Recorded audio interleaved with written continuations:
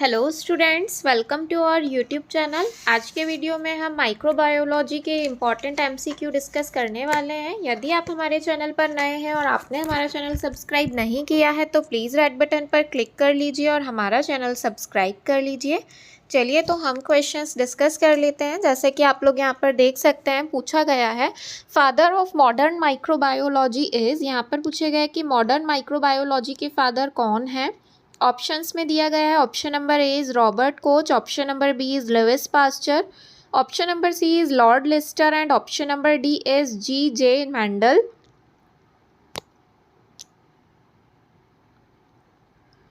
तो यहाँ पर इसका जो राइट आंसर है that is option number B Louis Pasteur. Modern microbiology के जो फादर हैं वो लुइस पास्चर हैं। और यदि फादर ऑफ माइक्रोबायोलॉजी पूछा जाए तो एंटनी वैन लेeuwenhoek जो थे वो फादर ऑफ माइक्रोबायोलॉजी थे।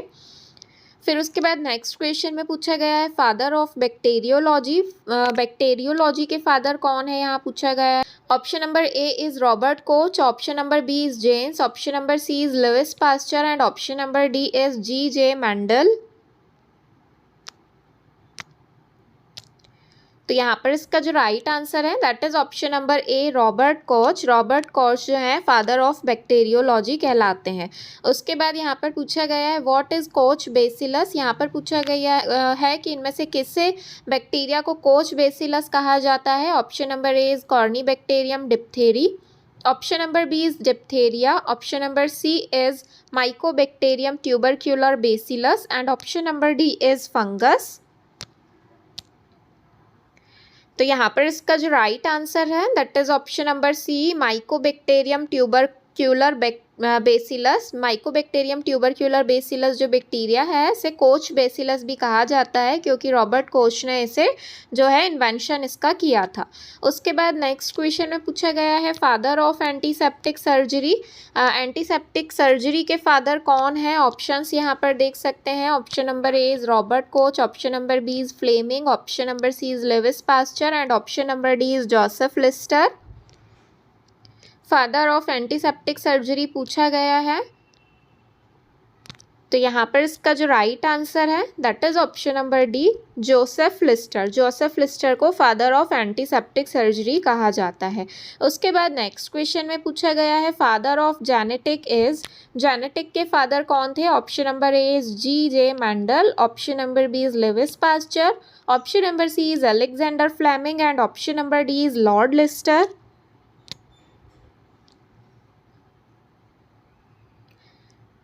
तो यहाँ पर इसका जो राइट आंसर है that is option number A G J Mendel. Mendel ने जो है जेनेटिक को ये जेनेटिक के फादर कहलाते हैं। इन्होंने जीन्स का जो है इन्वेंशन किया था। उसके बाद नेक्स्ट क्वेश्चन में पूछा गया है the fungus Penicillium and antibiotic penicillin was discovered by. यहाँ पर पूछा गया है कि जो पेनिसिलियम नाम का जो फंगस है और जो एंटीबायोटिक है पेनिसिलिन, इसे किसने डिस्कवर किया था। Option number A is Lord Lister, option number B is Louis Pasteur, option number C is Alexander Fleming and option number D is Mendel.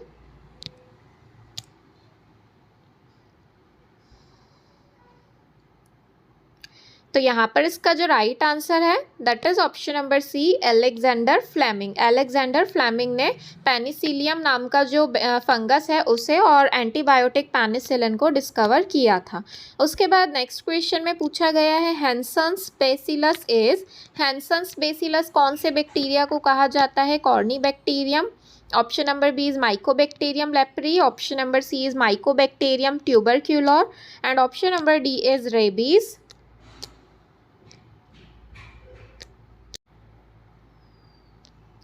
तो यहाँ पर इसका जो राइट आंसर है that is option number B mycobacterium leprae.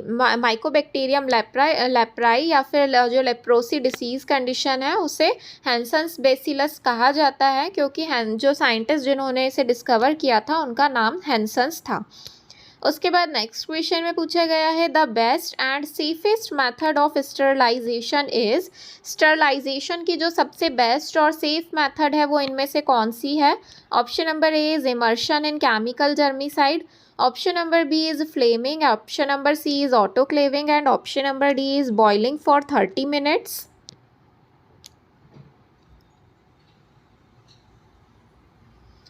तो यहाँ पर इसका जो राइट आंसर है that is option number C, autoclaving. Autoclaving को सबसे बेस्ट और सेफ मेथड माना जाता है स्टरलाइजेशन का। उसके बाद नेक्स्ट क्वेश्चन में पूछा गया है autoclave is a method of sterilization bye.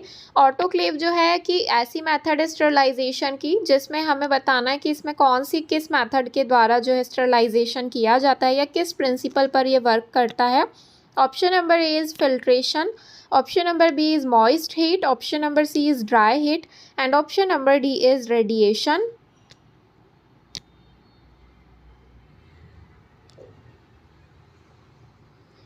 तो यहाँ पर इसका जो राइट आंसर है that is option number B, moist heat. Autoclave जो है ये मॉइस्ट हीट के प्रिंसिपल पर वर्क करता है और यदि जो हॉट एयर ओवन होता है वो ड्राई हीट के द्वारा उसमें स्टरलाइजेशन किया जाता है।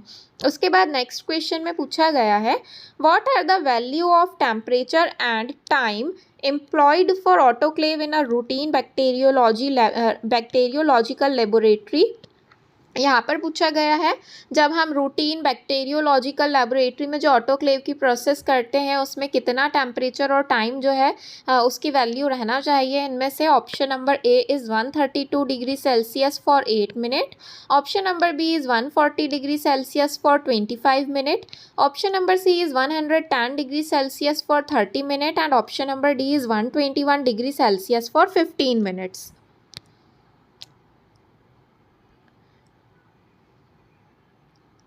तो यहाँ पर इसका जो राइट आंसर है that is option number D, 121 degree Celsius for 15 minute. जो ऑटोक्लेव के लिए टेम्परेचर रिक्वायरमेंट रहता है दैट इज़ 121 डिग्री सेल्सियस। फिर उसके बाद नेक्स्ट क्वेश्चन में पूछा गया है the solution used to disinfect the bad linen of HIV positive patient is. यहाँ पर पूछा गया है जो HIV पॉजिटिव पेशेंट यदि है तो हम उसके जो बैड लिनन्स हैं उसे डिसइंफेक्ट करने के लिए कौन सा सॉल्यूशन जो है वो यूज़ करते हैं। Option number A is Dettol, option number B is Lysol, option number C is Savlon and option number D is sodium hypochloride. तो यहाँ पर इसका जो राइट आंसर रहने वाला है that is option number D, sodium hypochloride. HIV patient के जो भी बैड लिनन्स रहते हैं उन्हें सोडियम हाइपोक्लोराइड के द्वारा डिसइंफेक्ट किया जाता है। उसके बाद नेक्स्ट क्वेश्चन में पूछा गया है identify the bacteria on the basis of presence of flagella. यहाँ पर पूछा गया है कि हमें इस बैक्टीरिया को आइडेंटिफाई करना है इसके टाइप ऑफ फ्लैजिला के अकॉर्डिंग कि ये कौन से टाइप का बैक्टीरिया है। Option number A is amphitrichous bacteria, option number B is monotrichous, option number C is peritrichous and option number D is lophotrichous. यहाँ पर आप देख सकते हैं जो फ्लैजिला हैं वो एक ही साइड पर पाए गए हैं, तो हमें बताना है इनमें से कौन से टाइप का जो है ये बैक्टीरिया।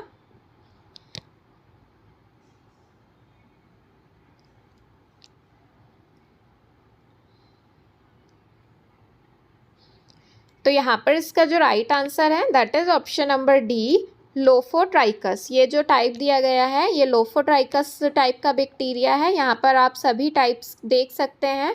यदि जो फ्लैजिला है वो एक ही साइड पर एक सिंगल फ्लैजिला प्रेजेंट हो तो उसे मोनोट्राइकस बोला जाता है। यदि दोनों साइड पर एक एक फ्लैजिला प्रेजेंट हो तो उसे एम्फीट्राइकस कहा जाता है। एम्फी का मतलब होता है बोथ, इट मीन्स दोनों साइड। तो यदि दोनों साइड जो है फ्लैजिला प्रेजेंट रहेगा तो उसे एम्फीट्राइकस कहेंगे। और लोफोट्राइकस में जो है एक एंड पर एक से ज़्यादा यदि फ्लैजिला प्रेजेंट हो तो उसे लोफोट्राइकस कहा जाता है। एंड पेरीट्राइकस कब कहेंगे जब ये जो फ्लैजिला है ये बैक्टीरिया में सभी साइड में यदि फ्लैजिला प्रेजेंट हो तो उसे पेरीट्राइकस कहा जाता है।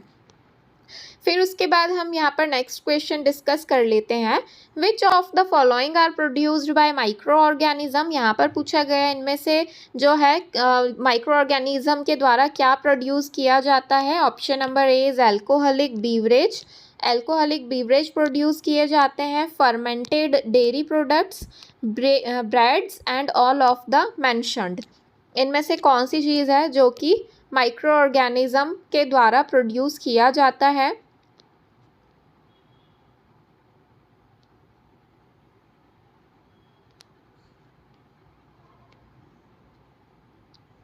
तो यहाँ पर इसका जो राइट आंसर रहने वाला है that is option number D, all of the above या ऑल ऑफ द मेंशन, क्योंकि हम जो है बैक्टीरिया की माइक्रो ऑर्गेनिज्म की हेल्प से जो है अल्कोहलिक बीवरेज भी बनाए जाते हैं, डेयरी प्रोडक्ट भी जो है फर्मेंट किए जाते हैं, और ब्रेड्स भी जो बनती हैं वो भी माइक्रो ऑर्गेनिज्म की हेल्प से बनते हैं।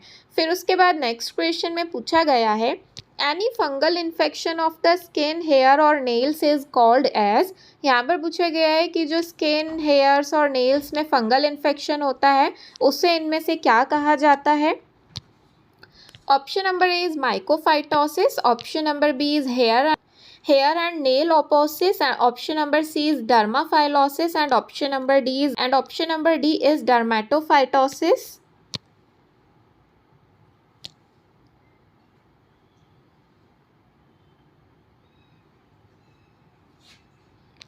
तो यहाँ पर इसका जो राइट आंसर है that is option number D, dermatophytosis. यदि स्किन, हेयर और नेल्स में फंगल इन्फेक्शन हो रहा है तो उसे डर्मेटोफाइटोसिस कहा जाता है। उसके बाद नेक्स्ट क्वेश्चन में पूछा गया है glass wares and syringe are sterilized by. यहाँ पर पूछा गया है कि जो ग्लास वेयर रहते हैं और जो सिरिंज रहती हैं उन्हें किसके द्वारा स्टरलाइज किया जाता है। Option number A is autoclave, option number B is a steamer, option number C is flaming, and option number D is hot air oven.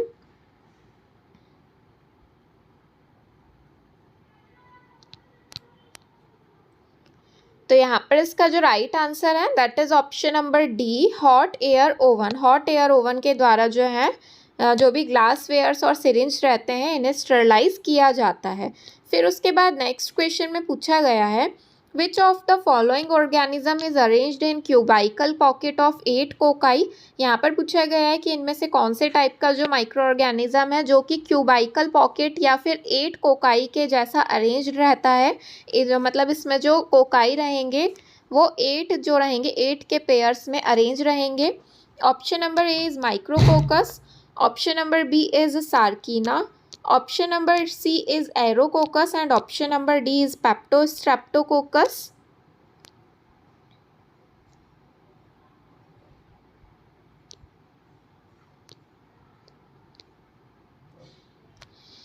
तो यहाँ पर इसका जो राइट आंसर है that is option number B, सार्कीना।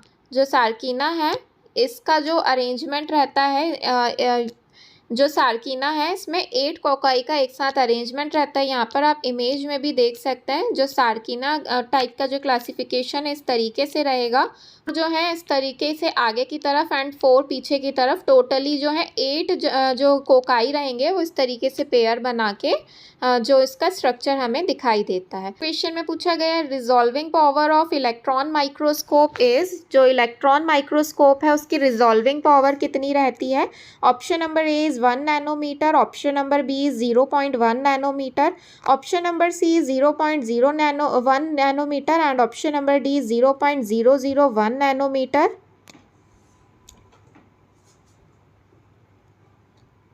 तो यहाँ पर इसका जो राइट आंसर है that is option number B, 0.1 nanometer. जो माइक्रोस्कोप होते हैं उनका रिजॉल्विंग पावर 0.1 नैनोमीटर रहता है। फिर उसके बाद नेक्स्ट क्वेश्चन में पूछा गया है operation theatres are sterilized by. यहाँ पर पूछा है जो ऑपरेशन थिएटर्स रहते हैं वो किसके द्वारा स्टरलाइज होते हैं। Option number A is formaldehyde gas, option number B is ethylene oxide, option number C is carbolic acid, and option number D is chlorine gas.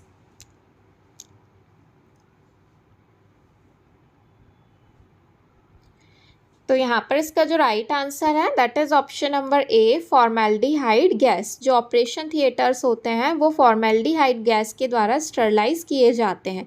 उसके बाद नेक्स्ट क्वेश्चन में पूछा गया है the main cell affected in HIV infection is. यहाँ पर पूछा गया है कि जो HIV इन्फेक्शन में मेन सेल रहती हैं जो अफेक्ट होती हैं वो इनमें से कौन सी है। Option number A is CD4 T cell, option number B is CD8 T cells, option number C is B cells, option number D is macrophages.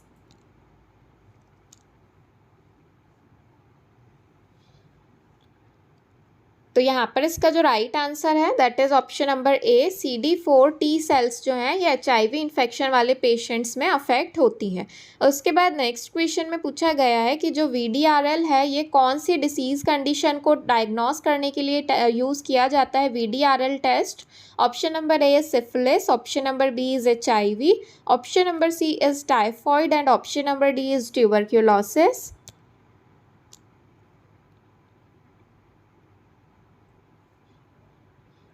तो यहाँ पर इसका जो राइट आंसर है that is option number A, syphilis. VDRL test जो है ये syphilis को डायग्नोस करने के लिए यूज़ किया जाता है।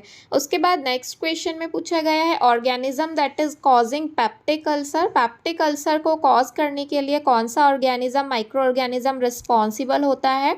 Option number A is H. pylori bacteria, option number B is C. jejuni bacteria, option number C is clostridium tetani bacteria and option number D is escherichia coli bacteria.